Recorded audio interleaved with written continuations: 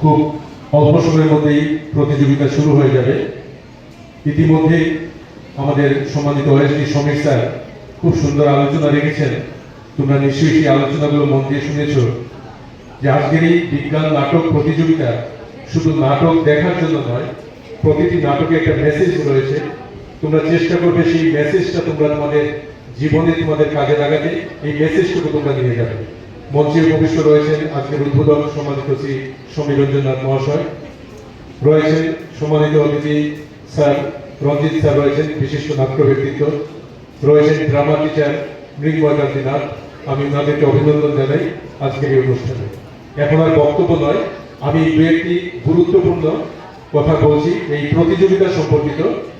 এই কথাগুলো আমি আশা করব যারা প্রতিযোগী দল তোমরা রয়েছে বা গাইড টিচার বা ডিরেক্টর যারা রয়েছেন, আপনারাও কাইন্ডলি এইগুলো একটু মন দিয়ে শুনে নেবেন। এখানে সায়েন্স ড্রামাতে 7টি দল অংশ নেবে, 7টি বিদ্যালয়। এখান থেকে বেস্ট যে দলটি নির্বাচিত হবে বিচারকের রায়ে, সেটি রাজ্য ভিত্তিক প্রতিযোগিতায় পরবর্তী পর্যায়ে আগরতলা যাবে। এবারে এই প্রতিযোগিতা যারা অংশ নেবে তাদের ক্লাস 6 থেকে 10, 6 to 10 এই ছাত্রদের মধ্যে প্রতিযোগিতাটা হবে। এখানে মোট দলে যারা পার্টিসিপেট করবে, দলটা হলে 10 জনের গাইডলাইন অনুসারে। সেখানে 8 জন থাকতে পারবে অভিনেতা অভিনেত্রী, অর্থাৎ ছেলে এবং মেয়ে অভিনেতা অভিনেত্রী মিলিয়ে সর্বাধিক 8 জন থাকতে পারবে, একজন স্ক্রিপ্ট রাইটার এবং একজন ডিরেক্টর। এই হবে 10 জনের টিম, এর বাইরে কেউ থাকতে পারবে না। এখানে মঞ্চে সাধারণ আলোর ব্যবস্থা রয়েছে। এখানে অতিরিক্ত আলো ব্যবহারের জন্য কোনো এক্সট্রা ক্রেডিট থাকবে না। মঞ্চে স্টেজ ক্রাফট, আলো, মিউজিক, এই জন্য কোনো এক্সট্রা কোনো ক্রেডিট থাকছে না, কারণ এটা ন্যাশনাল গাইডলাইন যে 100 মার্কের মধ্যে এখানে বিচারকরা তাদের বিচার করবেন। সেগুলির মধ্যে মূলত রয়েছে presentation of drama, scientific content of the drama এবং এফেক্টিভনেস অফ দি ড্রামা। এই 3টি বিষয় নিয়ে বিচারকরা বিচার করবেন। এছাড়া নাটকের সময়সীমা এই বছর একটু পরিবর্তন এসছে। কোনো ন্যূনতম সীমা নেই, সর্বাধিক সীমা হচ্ছে 30 মিনিট, অর্থাৎ নাটক কোনো অবস্থাতেই 30 মিনিটের বেশি হতে পারবে না, তবে সর্বনিম্ন কোনো সীমা নেই। তারপর এখানে স্টেজ ক্রাফট, যে কোনো ধরনের পোশাক, যে কোনো প্রপস সমস্ত ব্যবহার করার স্বাধীনতা রয়েছে। ল্যাঙ্গুয়েজ, ভাষা, যে কোনো ভাষায় নাটক হতে পারে, তবে পরবর্তী পর্যায়ে যে দলটি রাজ্য স্তরে যাবে তাকে ইংরেজিতে অথবা হিন্দিতে এই নাটকের একটি সারমর্ম দপ্তরের হাতে তুলে দিতে হবে। নাটক শুরুর সাথে সাথে সময় দেখা হবে। এখানে যারা কর্মকর্তারা রয়েছে তারা সময় দেখবেন এবং সম্ভবত একটা সতর্কতামূলক বেলও থাকবে এবং সর্বাধিক 30 মিনিটের ভেতরে নাটক শেষ করতে হবে। এই মোটামুটি নাটকের। আরেকটা কথা বলার বাকি রয়েছে, এইবারে ন্যাশনাল গাইডলাইনে যে বিষয়গুলির উপরে নাটক হবে এটা খুব গুরুত্বপূর্ণ, কারণ বিচারে একটা পয়েন্ট রয়েছে যে ড্রামার বিষয়বস্তু। আমি আরেকবার বিষয়বস্তুগুলো জানিয়ে দিতে চাই, নিশ্চয়ই সবার জানা আছে। এটা national guideline: women in science, smart agriculture, digital India empowering lives, hygiene for all and green technology. এই 5টি বিষয়ের উপরে নাটক মঞ্চস্থ করতে হবে। এই ব্যাপারে অবশ্যই আপনারা গুরুত্ব দেবেন। দর্শক শ্রোতা হিসাবে আমাদের বিভিন্ন বিদ্যালয় থেকে স্টুডেন্টরা, তোমাদের উদ্দেশ্যে প্রথমেই বলবো যে প্রত্যেকটা অনুষ্ঠানেই তোমাদেরকে আনা হয় স্কুল থেকে একটাই উদ্দেশ্য, যে অনুষ্ঠানটাই হয় সেটা তোমাদের জন্যই হয় এবং তোমরাই অনুষ্ঠানে পারফর্ম করে থাকো।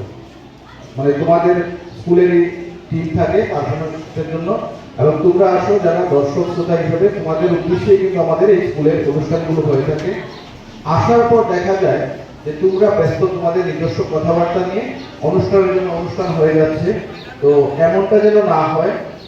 সায়েন্স ড্রামা মূলত আমাদের স্টুডেন্টদের মধ্যে ক্লাস 6 থেকে 10 অবধি বিভিন্ন বিদ্যালয়ে যারা ছাত্রছাত্রীরা তারা এই সায়েন্স ড্রামাতে অংশগ্রহণ করে থাকে এবং এটা মূলত হয়ে থাকে সায়েন্স অ্যান্ড টেকনোলজির উদ্যোগে শিক্ষা দপ্তরের যৌথ সহযোগিতায়।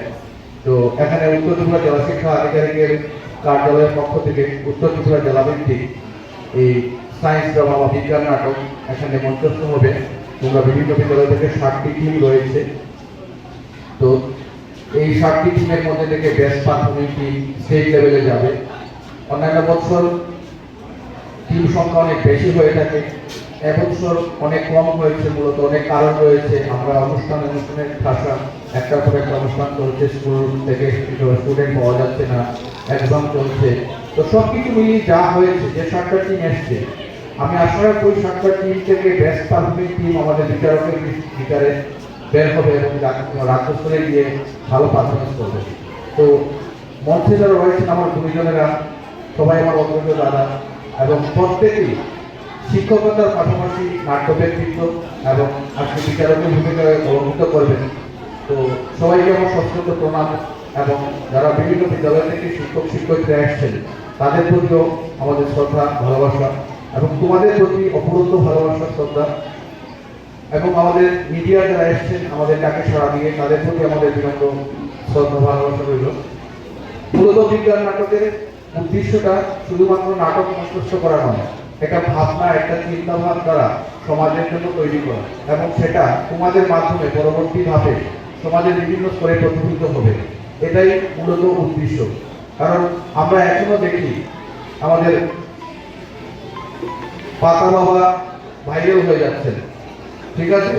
তো এই যে পাতা বাবা ভাইরাল হয়ে যাচ্ছেন, এত বিজ্ঞান নাটক, এত বিজ্ঞান মনস্কতা তৈরির পরও আমরা পাতা বাবার এখানে হাজার হাজার মানুষের লাইন দেখছি বিগত কিছুদিন আগে। তো এমনকি মানুষ ফুটোফুটি করে অসুস্থ হয়ে গেছে। তো এই যে বিষয়গুলো, এগুলো যাতে সমাজে ঘুরে ফিরে না আসে। আচার্য প্রফুল্লচন্দ্র রায় বলেছিলেন যে সারা জীবন আমি বিজ্ঞানের শিক্ষকতা করেছি, বিভিন্ন ছাত্রছাত্রী তৈরি করেছি। স্বনামধন্য বিজ্ঞানী ছিলেন আচার্য প্রফুল্লচন্দ্র রায়। আজকে তোমরা কতজন নাম জানো আমি জানি না, বেঙ্গল কেমিক্যালসের প্রতিষ্ঠাতা। তো তিনি নিজে বলেছেন যে সূর্যগ্রহণ চন্দ্রগ্রহণ হলে তার পেছনে যে কোনো বিজ্ঞানভিত্তিক যুক্তি নেই যে খাওয়া যাবে না, ওই সময়ে কীর্তন করতেই হবে, এমনটা কখনোই আমি ছাত্রছাত্রীদেরকে শেখাইনি। কিন্তু নিজে বাধ্য হয়ে করতে হয়। আমি উপোস করে পড়ে থাকি করে, কারণ আমার বাড়ি ঘরে যারা আছেন তারা ওই সময় রান্না করেন না, আমাকে খেতে দেন না। হ্যাঁ, ওদের সাথে আমাকেও বসে পড়তে হয় ওই সময়টাতে। তার মানে কি হচ্ছে, সমাজ থেকে আমরা পুরো মাত্রায় এই ধরনের বিষয়গুলোকে, মানে আমি একথা বলবো না যে সংস্কার মুক্ত আমরা হই, সংস্কার যুক্ত হতে হবে।